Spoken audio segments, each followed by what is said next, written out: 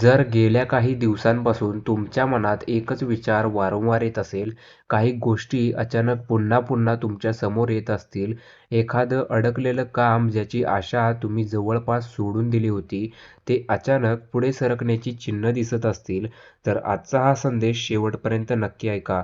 कारण भक्तीच्या मार्गावर अनेक वेळा स्वामींची कृपा आपल्याला मोठ्या आवाजात जाणवत नाही, तर अगदी साध्या घटनांमधून, आपल्या मनातील बदलांमधून आणि आपल्या आयुष्यात घडणाऱ्या छोट्या-छोट्या प्रसंगांमधून जाणवते.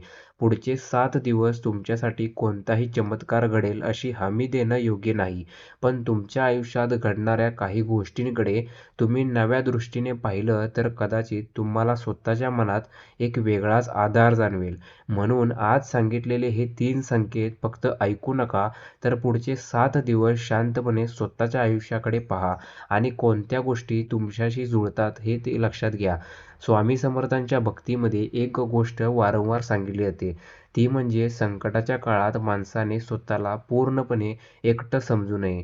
आपल्या मनात कितीही प्रश्न असले, कितीही अडचणी असल्या, कितीही वेळा आपल्याला वाटलं की आता काहीच मार्ग उरलेला नाही, तरी श्रद्धा माणसाला पुन्हा उभं करण्याची ताकद देते. आणि म्हणूनच आजचा पहिला संकेत खूप महत्त्वाचा आहे. पहिला संकेत, तुमच्या मनात एकच विचार पुन्हा पुन्हा येऊ लागतो. कधी-कधी आपल्या आयुष्यात एखादी गोष्ट आपल्याला खूप दिवसांपासून करायची असते, पण परिस्थितीमुळे आपण ती पुढे ढकलत राहतो. एखादं काम, एखादा निर्णय, एखादं स्वप्न, एखाद्या व्यक्तीशी बोलण्याची इच्छा किंवा स्वतःच्या आयुष्यात बदल करण्याची गरज असू शकते.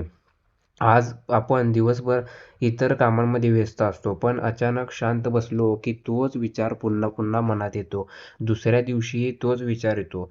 काही दिवसांनी पुन्हा त्याच गोष्टींची आठवण होते आणि आपल्याला प्रश्न पडतो की मी ही गोष्ट इतकी का वारंवार विचार करत आहे? तर अशा वेळी प्रत्येक विचाराला दैवी संकेत समजण्याची गरज नाही. कारण मनामध्ये विचार येणं ही अगदी नैसर्गिक गोष्ट आहे. पण जर तो विचार तुम्हाला एखाद्या चांगल्या दिशेने घेऊन जात असेल, तुमच्यात धैर्य निर्माण करत असेल, चुकीची सवय सोडण्याची इच्छा निर्माण करत असेल किंवा खूप दिवसांपासून थांबलेलं काम करण्याची प्रेरणा देत असेल, तर त्या विचाराकडे दुर्लक्ष करू नका. भक्तीच्या दृष्टीने पाहिलं तर कदाचित तोच क्षण तुमच्यासाठी अंतर्मुख होण्याचा क्षण असू शकतो. कदाचित तुम्ही अनेक दिवसांपासून म्हणत असाल की माझं हे काम कधी पूर्ण होणार? माझी परिस्थिती कधी बदलेल? माझ्या घरात पुन्हा आनंद कधी येईल? माझ्या मनाला शांतता कधी मिळेल? आणि त्याच वेळी तुमच्या मनात एक छोटासा आवाज सांगत असेल की थांबू नकोस, प्रयत्न करत राहा, श्रद्धा सोडू नकोस. त्या आवाजाला महत्त्व द्या. कारण अनेक वेळा बदल बाहेरून सुरू होण्यापूर्वी तो आपल्या मनामध्ये सुरू झालेला असतो. आता दुसरा संकेत यापेक्षा वेगळा आहे आणि अनेक भक्तांना हा अनुभव परिचित वाटू लागतो. दुसरा संकेत, एकच गोष्ट किंवा संदेश वारंवार तुमच्या समोर येतो. समजा तुम्ही सकाळी मोबाईल उघडला आणि अचानक स्वामींचा एखादा संदेश तुमच्या समोर आला. तुम्ही तो पाहिला आणि पुढे निघून गेलात. नंतर कुठेतरी दुसऱ्या व्यक्तीच्या बोलण्यात स्वामींचा उल्लेख झाला. संध्याकाळी पुन्हा एखादा भक्तीचा व्हिडिओ, एखादा फोटो किंवा एखादा विचार तुमच्या समोर आला. अशा वेळी लगेच हा नक्कीच चमत्कार आहे असा निष्कर्ष काढण्यापेक्षा थोडं थांबा आणि त्या संदेशाचा तुमच्या आयुष्याशी संबंध आहे का हे पहिला पहा. कारण कधी-कधी एखादी गोष्ट आपल्याला वारंवार दिसण्यामागे त्याचं साधं कारणही असू शकतं. आपण ज्या गोष्टींमध्ये रस घेतो त्या गोष्टी आपल्याला जास्त जाणवतात. पण त्या निमित्ताने जर तुम्हाला सकारात्मक विचार मिळत असेल, मनाला आधार मिळत असेल आणि एखादी चांगली गोष्ट करण्याची प्रेरणा मिळत असेल, तर त्या क्षणाचा उपयोग स्वतःला मजबूत करण्यासाठी नक्की करा. कदाचित तुम्ही सध्या एखाद्या मोठ्या निर्णयाच्या वळणावर असाल. कदाचित मनामध्ये तुमच्या भीती असेल. कदाचित तुम्हाला कोणावर विश्वास ठेवायचा आणि कोणापासून दूर राहायचं हे समजत नसेल. अशा वेळी स्वामींचा एखादा साधा संदेशही तुमच्या मनाला दिशा देऊ शकतो आणि म्हणून पुढचे 7 दिवस एक गोष्ट करा. कोणतीही गोष्ट दिसली की लगेच त्याला चमत्कार असा अर्थ देऊ नका. त्याऐवजी स्वतःला विचारा, या संदेशातून मला माझ्या आयुष्यासाठी काय शिकता येतं? ही छोटीशी सवय तुमचा विचार करण्याची पद्धतीत मोठा बदल घडवू शकते. पण आता येतो तिसरा संकेत आणि हा कदाचित आजच्या संपूर्ण संदेशातील सर्वात महत्त्वाचा भाग असणार आहे. तिसरा संकेत असा आहे, अडकलेली गोष्ट हळूहळू पुढे सरकायला सुरुवात होते. अडलेली गोष्ट हळूहळू पुढे सरकायला सुरुवात होते. कधी-कधी आपल्याला वाटतं, की आपलं एखादं काम पूर्णपणे थांबलेलं आहे. कितीही प्रयत्न केले तरी काहीच होत नाही. आपण पुन्हा पुन्हा प्रयत्न करतो, पण प्रत्येक प्रत्येक वेळी काही ना काहीतरी अडचण येत राहते. शेवटी माणूस थकतो आणि म्हणतो, आता हे माझ्या नशिबातच नाही. पण आयुष्य नेहमी एका क्षणात बदलत नाही. काही वेळा बदलण्याची सुरुवात अगदी छोट्या गोष्टींनी होते. ज्याचं उत्तर अनेक दिवस मिळत नव्हतं, म्हणून तिथून उत्तर येतं. बंद झालेला एखादा संपर्क पुन्हा सुरू होतो. एखाद्या कामासाठी नवीन संधी मिळते. एखादी व्यक्ती योग्य वेळी योग्य मदत करते किंवा सर्वात महत्त्वाचं म्हणजे ज्या गोष्टीची भीती वाटत होती त्यासाठी तुमच्याच अचानक धैर्य निर्माण होतं.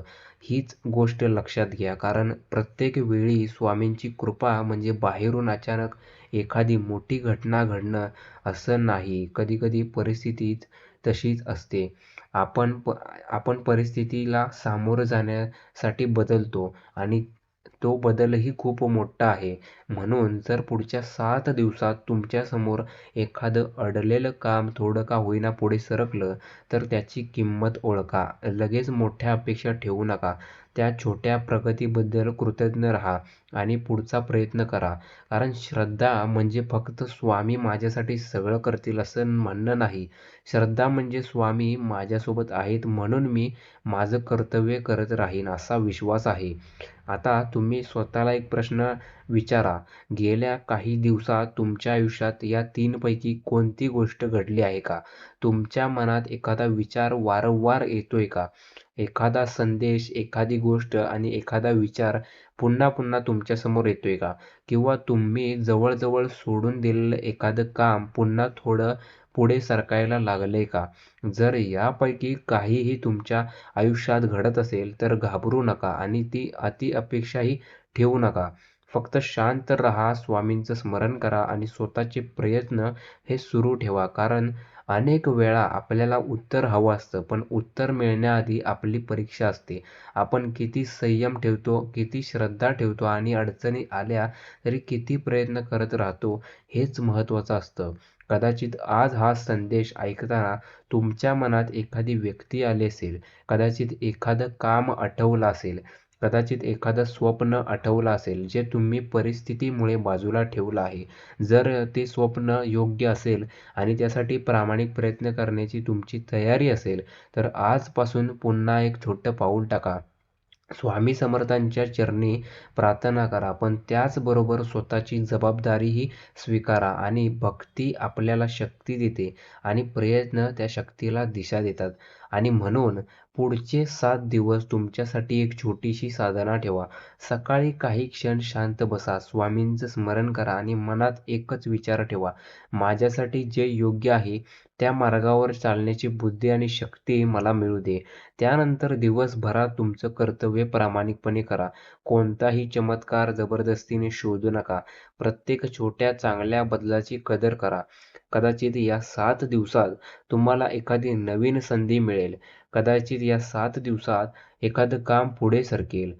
कदाचित काहीच बाहेरून बदलणार नाही. पण जर या 7 दिवसांमध्ये तुमचं मन थोडं शांत झालं, तुमचा आत्मविश्वास वाढला आणि तुम्ही पुन्हा प्रयत्न करण्याची तयारी केली, तरी तो बदल कमी नाही. कारण आयुष्यात बदलण्याआधी अनेकदा आपला विचार बदलतो आणि कदाचित आज तुम्हाला याच गोष्टीची गरज आहे.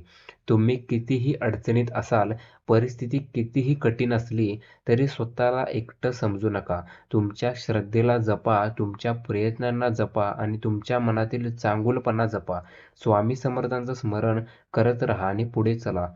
आणि आजच्या या संदेशातून जर तुम्हाला मनाला थोडासा आधार मिळाला असेल, तर हा संदेश फक्त स्वतःपुरता ठेवू नका. ज्याच्या आयुष्यात सध्या कठीण काळ सुरू आहे, ज्याला एखाद्या आधाराची गरज आहे, अशा आपल्या व्यक्तीपर्यंत हा संदेश पोहोचवा आणि शेवटी कमेंटमध्ये फक्त एवढं लिहा, श्री स्वामी समर्थ.